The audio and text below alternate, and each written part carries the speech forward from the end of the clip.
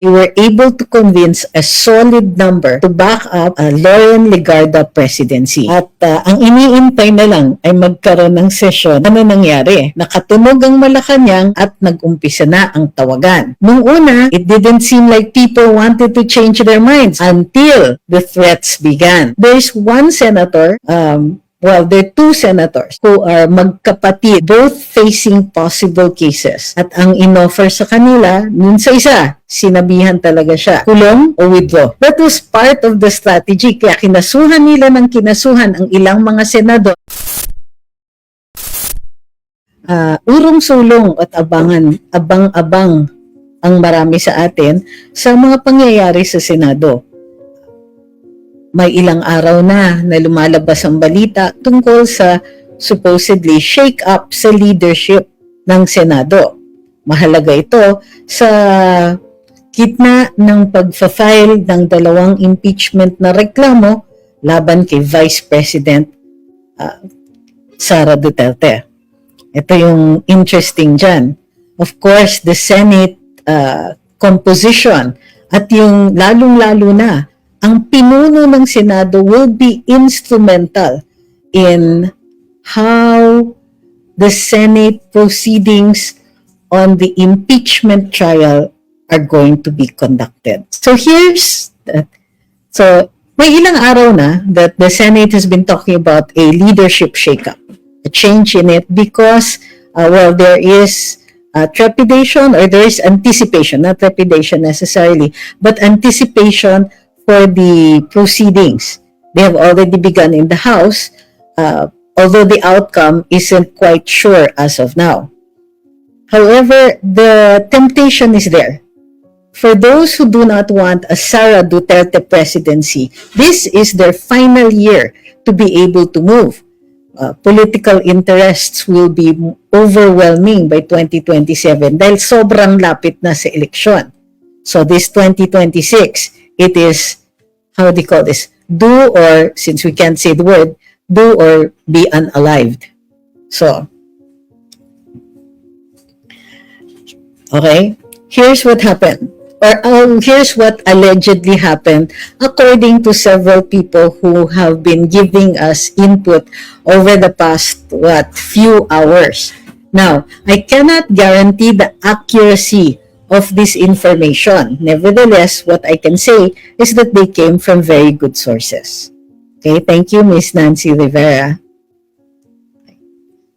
So, apparently today, due to the persistence of the minority, they were able to convince a solid number to back up a Loren Legarda presidency. Okay. So, solid na yung numbers, enough for Loren to be installed as president. Nung sigurado na yan, at ang iniintay na lang ay magkaroon ng sesyon, ano nangyari? Nakatunog ang Malacanang at nag-umpisa na ang tawagan. In fact, ang isa nating writer ay nag-post tungkol doon sa mga phone calls, flurry of phone calls being received by, allegedly, received and made by Executive Secretary Ralph Recto.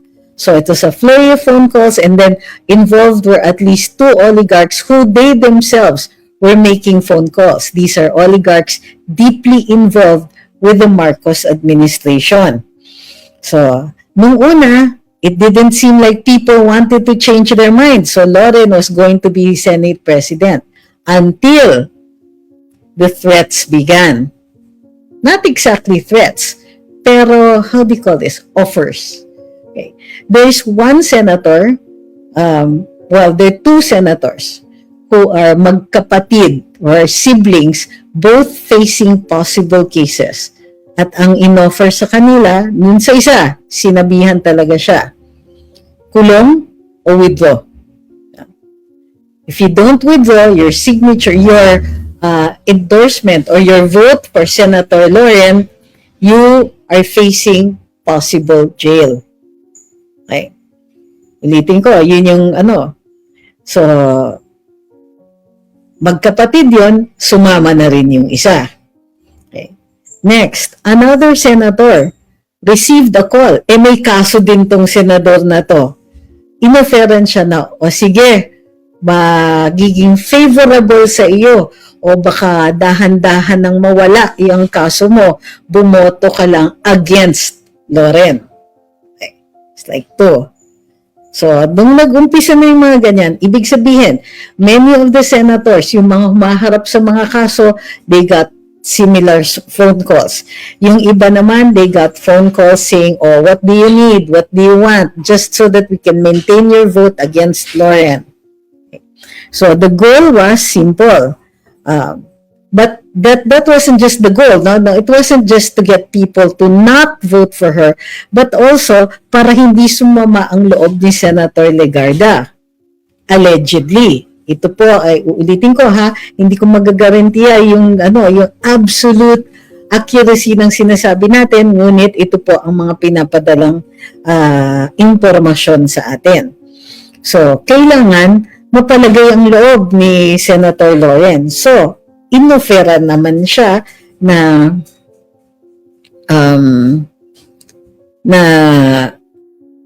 after Tito Soto when Tito Soto is no longer Senate President because he will become Vice President, or at least that's his ambition, baka maging Vice President siya, baka siya yung mapili, then he will ensure that Senator Loren Legarda will sit as Senate President. So, okay. So, why am I being vague about the names? Because at a time like this, it's very dangerous to be, directly implicating people. So, we do not want to do that. Because again, we would like to say that since this is second-hand information, we will not be able to guarantee the truth or falsity of what we're going to say. What we're saying here is the information that we received that we are merely relaying to you. So, whether or not you believe it, that's up to you. But this is what we heard. So, na-realize na rin ng palasyo na, ito nga pala. Well, belatedly, di ko naiintindihan That was part of the strategy. Kaya kinasuhan ang ilang mga senador. It's to keep them easily manipulated. All you have to do is dangle, your case will go away. Sumunod na lang kayo sa amin. Which appears to be what happened today. To ensure that the Vice President stands a bigger chance of being removed. So, ganon. The numbers at first were solid, tapos nag-umpisa na ang mga calls. So, si ES Ralph Recto na nakitang, or si Ate V was receiving repeatedly, intermittently phone calls from her husband for this or that reason.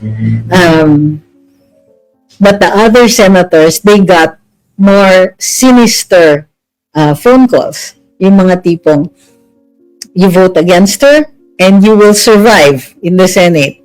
You vote for her and pupulutin kayo sa kangkungan. So, yun. And eventually, nag-start yun nga, the breaking point was a certain senator who's already facing the possibility of jail time was told na, sige, mawawala na yan. So, this is going to be a short life. So, what does this mean? This means that they're trying to get a foothold in the Senate to ensure a vote against Vice President Sara. But, is this enough? Is the majority enough? Is the majority enough that they will not vote? Kumbaga, hawak ba nila yung boto up to the end? Or is this just a vote for the Senate presidency? Here is my guess. This is a vote for the Senate presidency. Ibang usapan kung ano ang magiging boto sa impeachment trial. Sabi ni Xi, nakakaiyak ito, sobrang nakakasakit ng dibdib. He whom the gods wish to destroy first they make mad. Clear thinking is necessary for the citizenry to be able to make decisions about what to do next. This means na the message is very clear to all of us. This administration wants to remove VP Sara, and it isn't about whether or not she did something wrong. No, this isn't about anything that she had done, as a matter of fact, because in the greater scheme of things, this administration has appeared to be greedy, okay, and manipulative, and they disregard the not just due process, but disregard the public interest. So, and this display of blatant partisanship is one of the means by which we find this out. Now, what happened during Arab's trial? The people would not accept the non-opening of the envelope. Remember this? And people just went nuts. Somebody took advantage of the anger of the people and managed to, initiate people power, which they were already planning anyway. Okay. So, remember this. At the time when you feel like giving up and you're feeling hopeless, that's not the, change your gears. You shouldn't be in despair. You should be angry. Because again, they are using the process not for accountability, not for check and balance, not because she allegedly did something wrong. It is a political convenience na meron silang tinatawag na disallowance. But I would like to remind everybody, a disallowance does not mean that somebody has committed a crime. Okay. On the other matters, everybody and their brother, they know that those threats are, lead to an impossible crime. So, why are they insisting? Because these people, they don't care about the grounds. All they need is something to plaster onto to an impeachment complaint and abide by their adage. It doesn't have to be true. You only need something to hold on to, such as an allegation, the semblance of a crime, even if it cannot be a crime.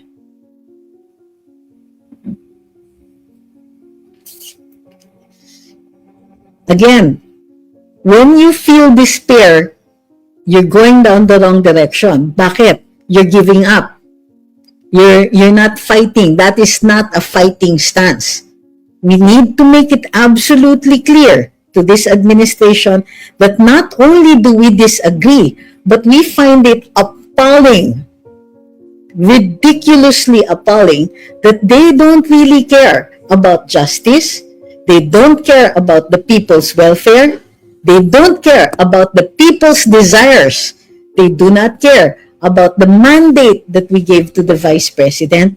They will try to remove her come hell or high water. And why are they moving now? Why? Think about it. Why? Because confidence is high and rising higher. So, but they got a break. The proceedings in the House today indicate that the possibility of the dismissal of BBM's impeachment complaint might be in the offing. Now, they want to make sure that they ensure the Senate leadership before the confidence grows on the other side.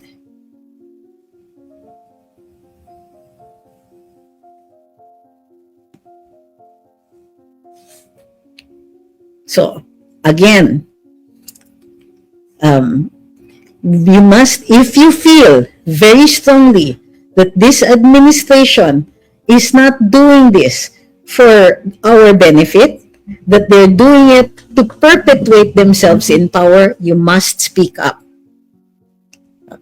Remember what I said? That this is the expression, our free speech is the expression of the autonomy of the voter. Meaning just because we put them in position doesn't mean we agree with their decisions. And this is a decision that they are making that we are not in agreement with.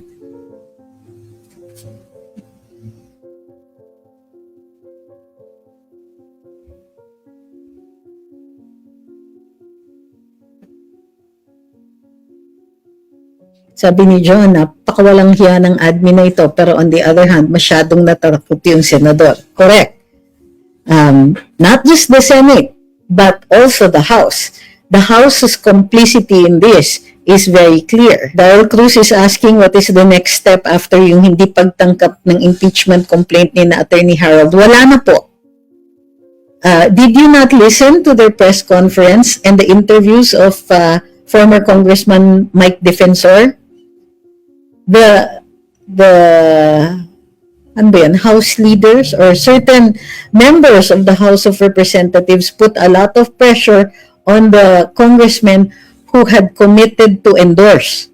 So nawala yung mga endorsers nila right after on the day na tinanggihan yung pagtanggap ng reklamo nila.